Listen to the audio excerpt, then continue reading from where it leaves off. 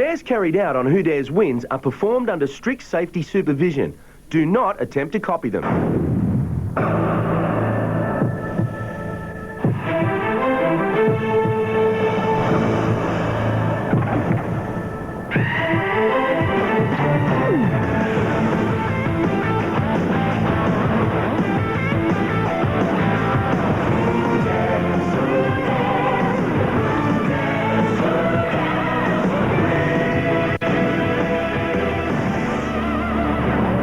I'm Mike Whitney, and welcome to Who Dares Wins, the show where we could dare you to do something you never thought you could, should, or would do. Now strap yourself in, because tonight's show's coming at you head on and hell for leather. It's the biggest and probably the most awesome four-wheel drive that you can buy. And the dare is as simple as this. We're going to get someone to get up the back of this one and leap over to this one. And it sounds pretty simple, but these Hummers will be doing 60 kilometres an hour down that road. So that puts a lot of danger in the dare. And if we can get someone to do it, we'll give them $100. We've got a dare happening on the show, mate. You interested? I want all those. You want me to tell you the dare? Just for the memory. No, I suppose so. You know, during the Gulf War, they had those big four-wheel drives, the Hummers.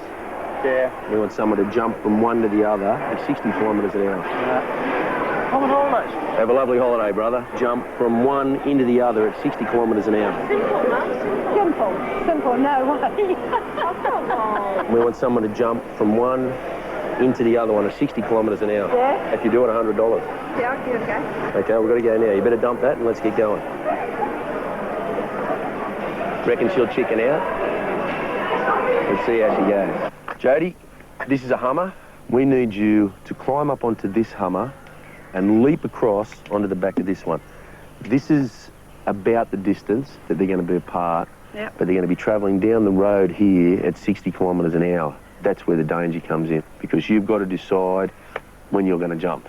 Now, before you accept the dare, climb up on top here, picture yourself going along at 60 k's an hour and leap across onto the other one. Now, do you think you can make the distance? There you go. Now, if you're confident that you can do that, then I'm going to say to you, are you willing to go ahead with the dare?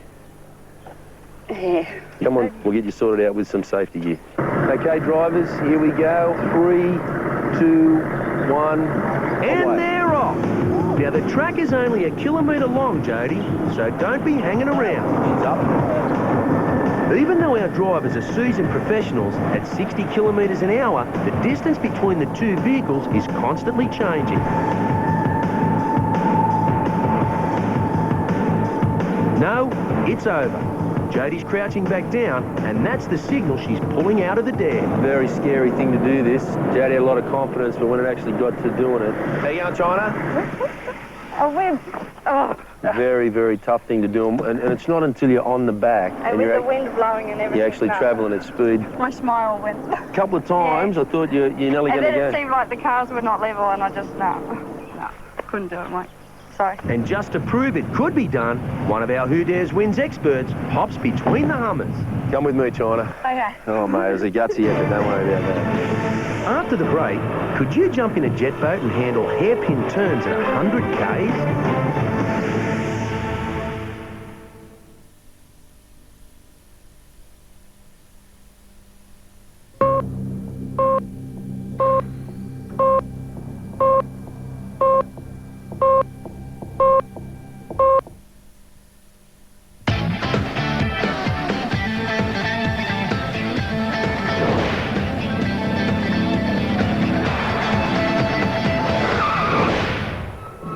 It's a nasty age to be out on the roads by Jingo. Everybody rushing to get everywhere, all this aggression. New term, road rage, has even entered the language. Well, if the idea of people packing cut-off baseball bats under their car seats is a bit frightening to you, you better tune out now, because we've got the ultimate urban terrorist weapon. It's the Hummer, and it's a full-blown military vehicle built by AM General Corp, which was the company that originally built Jeeps.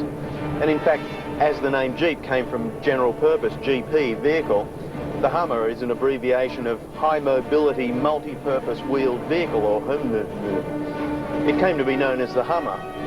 Makes it sound more friendly, don't you think?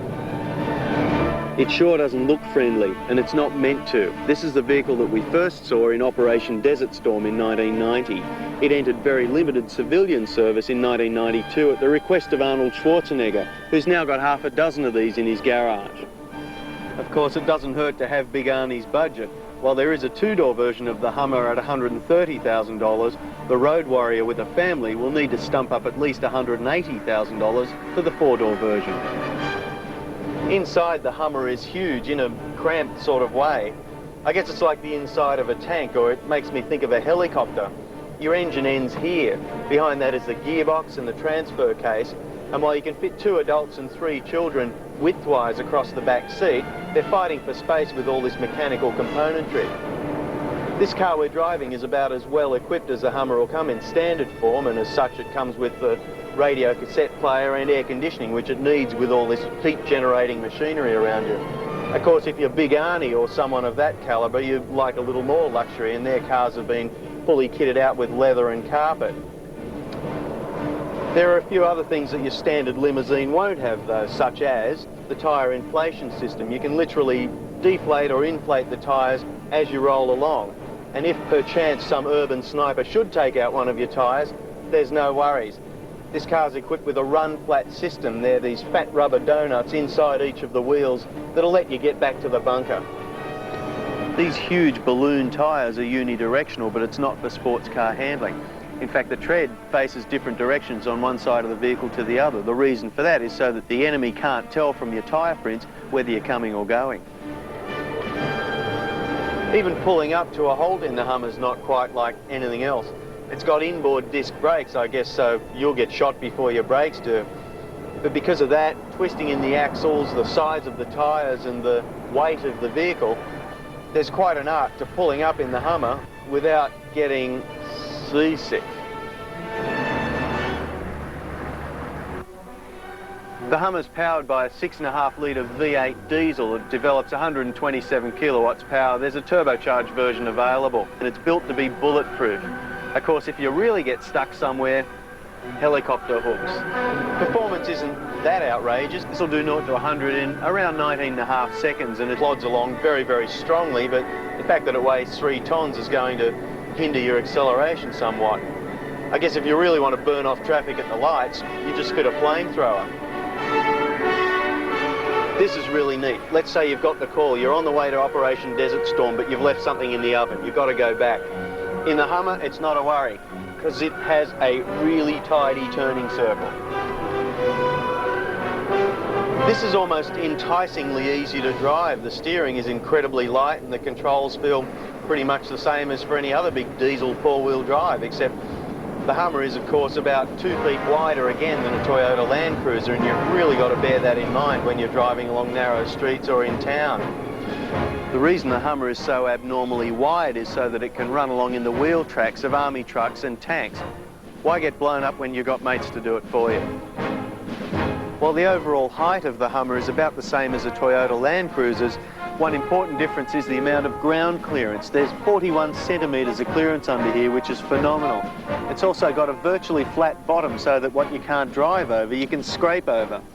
The way that they achieve this is by tucking the differential and axles high up under the body and taking the drive to each wheel through a series of step-down gears. The Hummer is one of the most fascinating cars I've ever come across, and as a purpose-built vehicle, it is hugely impressive. Of course, the purpose it was built for wasn't exactly commuting, and at 182 grand, I think it's a little offensive. On the other hand, it does have the powers of Moses to part traffic, and it seems to be pretty happy on a daily diet of Daihatsus. And I guess if anybody does want to dust you up in traffic, hasta la vista, baby.